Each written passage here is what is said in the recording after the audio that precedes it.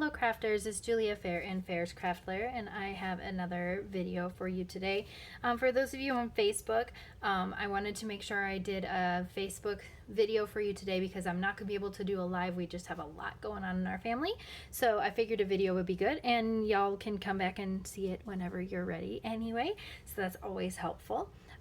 So today we are going to be using the Let It Ride stamp set, and we are going to be doing some kind of coloring techniques. Should be pretty cool. So I have a card base with one layer, and this is the card that we're going to be making, and it's a really easy coloring technique. I'm going to change up the colors a little bit because this is soft suede and I felt it was a little too light compared to the color here. And that's I think it was crumb cake. So I'm going to be using Sahara sand and then early espresso so that it's a little bit more colorful for that. But I'll show you how we're going to do that. And here's the Let It Ride stamp set. It's a great one for anyone who loves horses or who does, you know, it may just enjoy country or something like that. And it's got some great sentiments in here. Take life by the reins, go for it, you know, anything great like that. So let's get to it. So today the coloring that we're going to be doing actually uses the Stampin' Up markers. So we're going to put the card base to the side first. And by the way, if you are following along on YouTube and you do like this video, please like and subscribe to my channel. And if you're looking for a demonstrator, I have my contact information up here, and here is my current host code that is available right now for the month of June. You can also find me on Facebook. So all right, so we're going to take the brush end, the thicker brush end, and I'm going to start on the bottom, and I'm just going to be sweeping across. It doesn't matter if it's perfect. It's actually better if it's not, because it kind of gives some movement. Okay, and this was the Sahara sand, really nice and light. Okay, and now I'm going to flip it around. You could flip it around, or you could keep it, actually I think I kept it the same orientation before I didn't flip it, because my hand will still sweep that way and it gives the same kind of movement. All right, so starting at the top.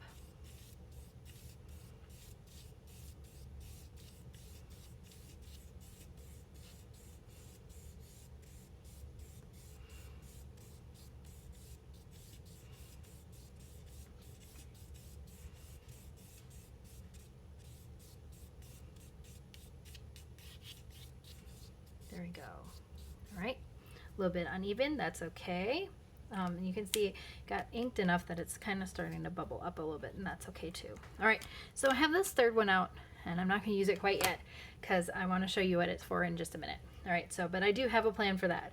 All right, so then what we're going to do, we're going to finish a little bit more of our stamping. I got the tree image from this, and here is shaded spruce. I love these. They're so pretty. Just tap, tap, tap.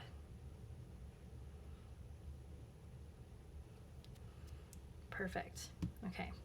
And I just stamp that off a little bit. All right, so the next thing, I've got the two horses together. There's a little bit of grass on the bottom here, and then the horses. So here's how I did this.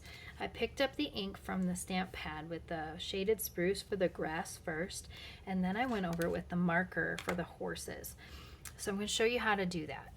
Let's move this off to the side a little bit. I'm going to take the edge here and just try to get it on that. And it looks like I got it pretty good. I might just get it a little bit more. Rather have a little bit taller grass. There we go. That looks pretty good. Oh, I can get in even more. There we go. All right, so I got the grass, and now I don't need the green anymore. Now I'm going to take my Stampin' Up marker. I'm going to go right up to that line.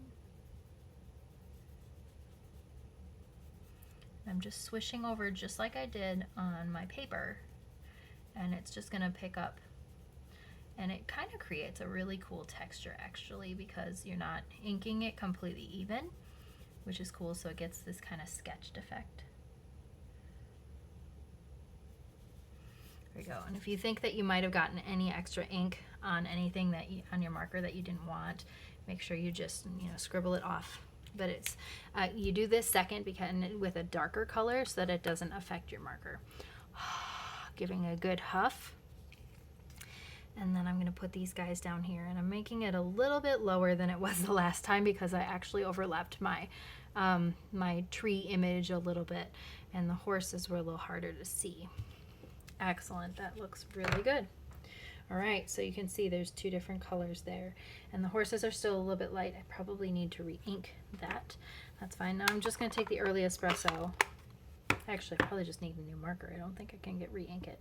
And I'm using For You instead of Take Life by the Reins this time.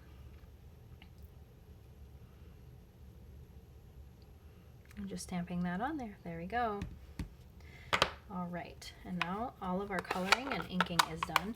And the easy part is all we have to do is flip this over, put a little bit of snail on the back, if my snail will actually start working. And then it goes on the card base. It is a super simple card to make. Alrighty, and then just lining that up, pressing it down, and there you go. So a little bit different than the other one. A little bit, I think I laid it out a little bit better. And the colors are a little bit more subtle and then a little bit more bold, so you can tell the difference in the image. But I like them both. And it's a super easy way for you to be able to color or use markers without having to need to stay in the lines either, which is awesome as well.